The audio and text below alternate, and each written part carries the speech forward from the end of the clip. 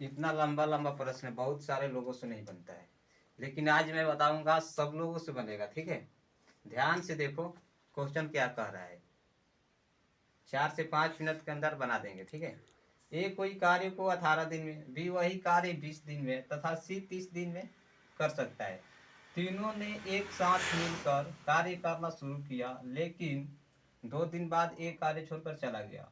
3 दिन बाद बी कार्य छोड़कर चला गया। शेष कार्य को पूरा करने में सी को और कितना दिन लगेगा।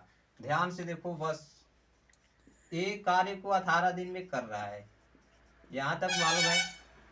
बी उसी काम को कर रहा है लेकिन 20 दिन में, बी वही काम 20 दिन में, और सी वही काम कर रहा है लेकिन समय कितना लगा रहा है, 30 दिन।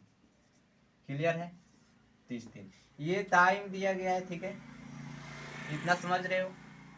अब ध्यान से देखो, और यहाँ पर हम एक दिन की इफिशिएंसी यानी एक दिन की कार्य क्षमता निकालने के लिए यहाँ वर्क निकालेंगे कि कुल वर्क हो कितना रहा है। ठीक है भाई, जो लोग अभी तक से चैनल को सब्सक्राइब नहीं किए हो, चैनल को सब्सक्राइब कर लो। देखो 18 और कितना है, 20 30, 18 20 30 का हम एलसीएम निकालेंगे। ठीक है, 18 20 30 का एलसीएम निकालेंगे, जो कि एलसीएम हो जाएगा इसका 180। तो यहाँ पर 180 यानी कुल काम हुआ कितना, 180 काम। केवल बचा हुआ काम पर ध्यान देना है। ठीक है, जो काम बच गया शेष।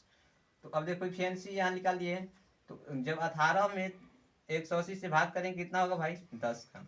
इसका मतलब ये हुआ कि ए एक दिन में 10 काम करेगा, ए एक दिन में 10 काम करेगा। और 20 में 180 से भाग करें कितना होगा, 9 दूनी 18।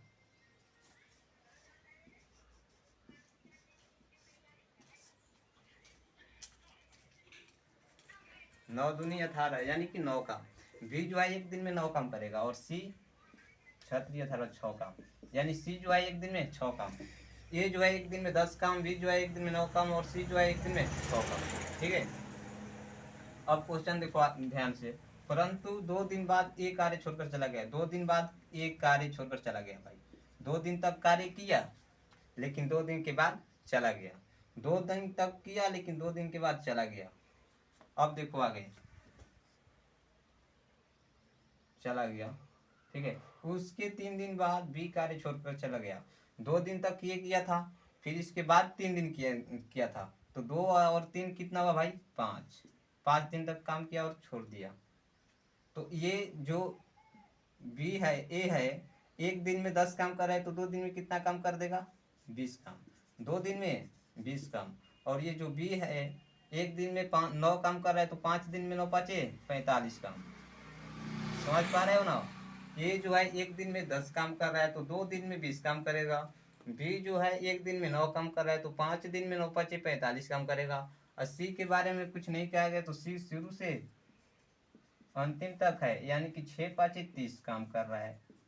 सी जो है 30 काम किया। तो ये कुल काम को जोड़ लो। ठीक है, ये काम को जोड़ लो। तो 20 और 30 कितना हुआ, 50। 50 40 90 5 95, यानी 95 काम हो गया। 95 काम हो गया। तो यहाँ 180 में 95 माइनस करो, तो बचा कितना, 85, यानी शेष काम कितना बचा, 85। जो शेष काम बच गया किससे करवाना है, ध्यान से देखो।